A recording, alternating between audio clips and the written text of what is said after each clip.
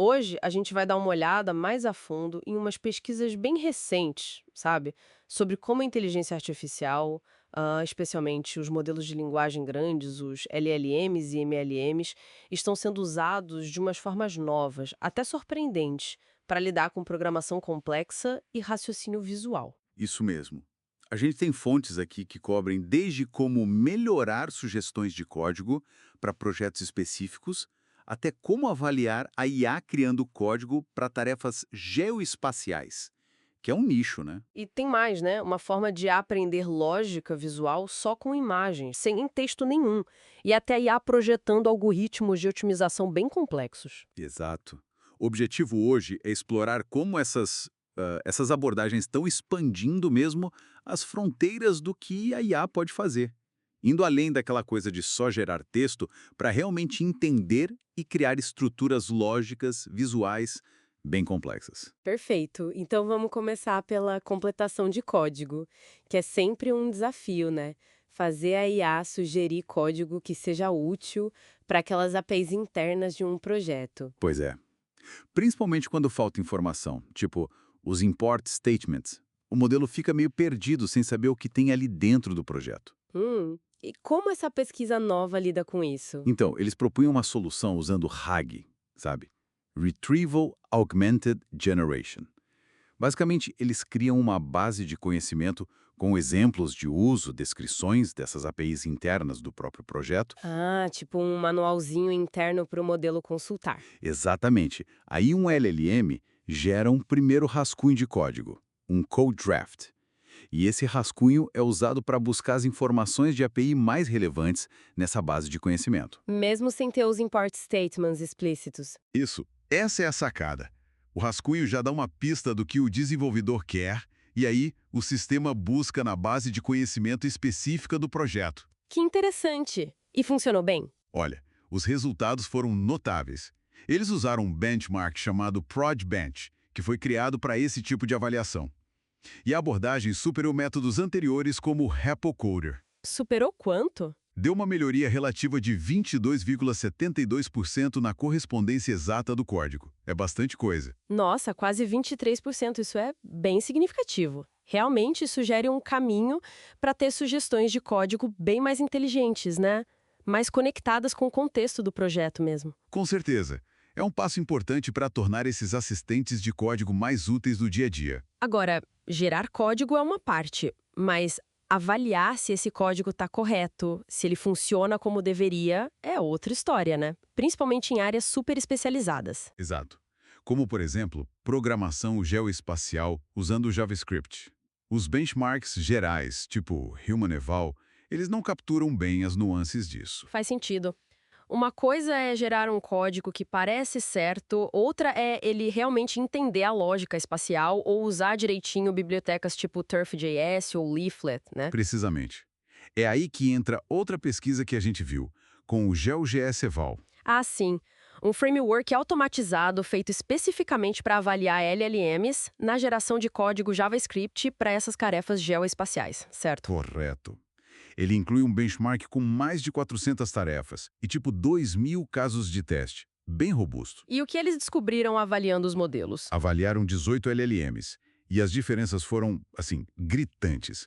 Muitos modelos, mesmo os grandes e conhecidos, eles meio que patinam com a semântica espacial, sabe?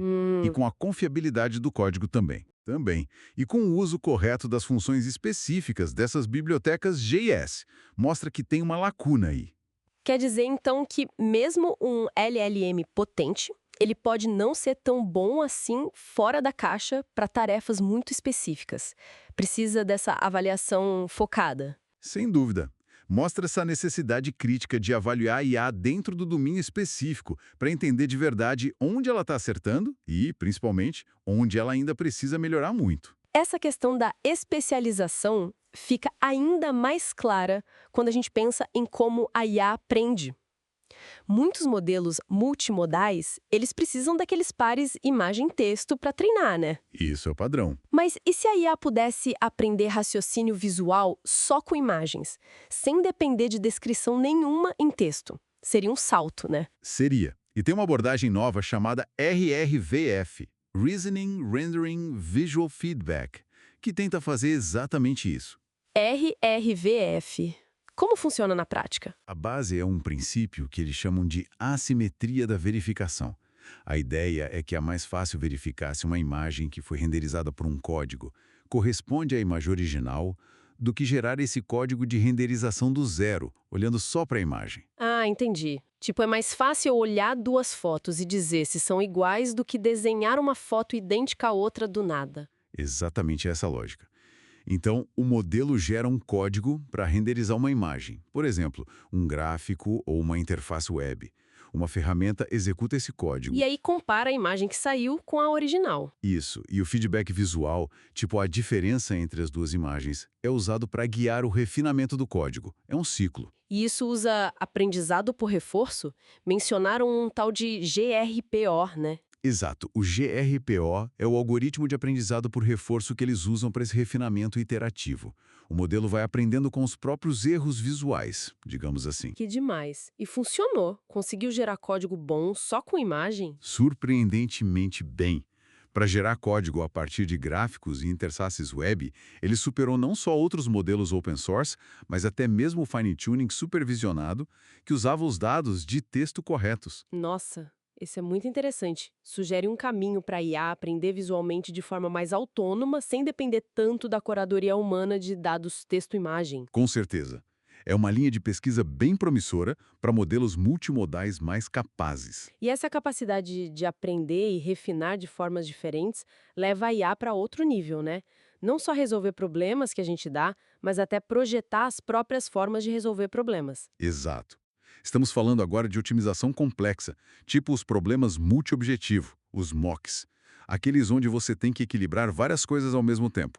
Qualidade da solução, velocidade, diversidade. É um desafio e tanto. Como a IA está entrando nisso? Tem um framework que a gente analisou, o MPAG.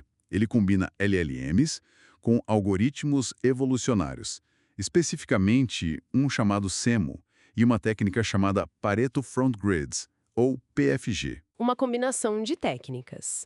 E qual o papel do LLM aí no meio? Ele gera soluções? Ele vai além disso. O LLM não só ajuda a gerar as heurísticas, as estratégias de solução, digamos assim, mas ele também ajuda a analisar essas heurísticas. Analisar como? Ele ajuda a agrupar heurísticas que são semanticamente parecidas, sabe? E também a recombinar elas de forma inteligente, para manter a diversidade das soluções e a eficiência da busca. Ele meio que organiza e guia o processo evolucionário. Então ele atua quase como estrategista no processo de otimização, usando a informação do PFG para direcionar melhor a evolução das soluções. É uma boa forma de ver. Ele ajuda a manter o foco e a explorar o espaço de soluções de forma mais inteligente. E os resultados foram bem legais. Testaram em quê? Em benchmarks clássicos, tipo o problema do caixeiro viajante biobjetivo, BTSP, e o roteamento de veículos biobjetivo, BCVRP. E como foi o desempenho do MPGE? Ele superou outros métodos que também usam LLM e também algoritmos tradicionais de otimização.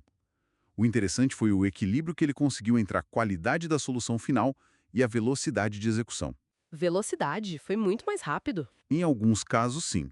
Chegou a ser milhares de vezes mais rápido que abordagens tradicionais para atingir uma qualidade similar de solução na fronteira de Pareto. Milhares de vezes, uau! Isso é impressionante! Mostra um potencial enorme para resolver problemas de otimização do mundo real. Exatamente. Então, resumindo o que a gente viu hoje, temos a IA gerando código mais contextualizado para o projeto específico, né, usando o RAG. Isso. Temos a necessidade de avaliar essa IA de forma mais rigorosa em nichos específicos como o geoespacial, com ferramentas como o GeoGCal. Fundamental. Vimos a IA aprendendo lógica visual direta das imagens, sem precisar de texto, com essa abordagem RRVF. Uma via promissora. E, por fim, a IA não só resolvendo, mas projetando seus próprios métodos de otimização complexa, como no MPAGE, combinando LLMs e evolução. Exato. A tendência é clara. Estamos caminhando para sistemas de IA com uma compreensão, digamos, mais profunda e capacidades bem mais robustas para lidar com código, com lógica visual e até com o design de algoritmos. São ferramentas ficando cada vez mais sofisticadas para tarefas que exigem raciocínio complexo, né? Sem dúvida. E isso deixa a gente com uma pergunta para pensar, né? À medida que essas IAs ficam mais hábeis em gerar, avaliar, refinar código, lógica complexa, tudo isso de forma cada vez mais autônoma, como isso pode, sei lá, remodelar a própria natureza da resolução de problemas criativos e o desenvolvimento de software num futuro bem próximo? Onde que termina a ferramenta e onde começa talvez um parceiro criativo? Fica aí a reflexão.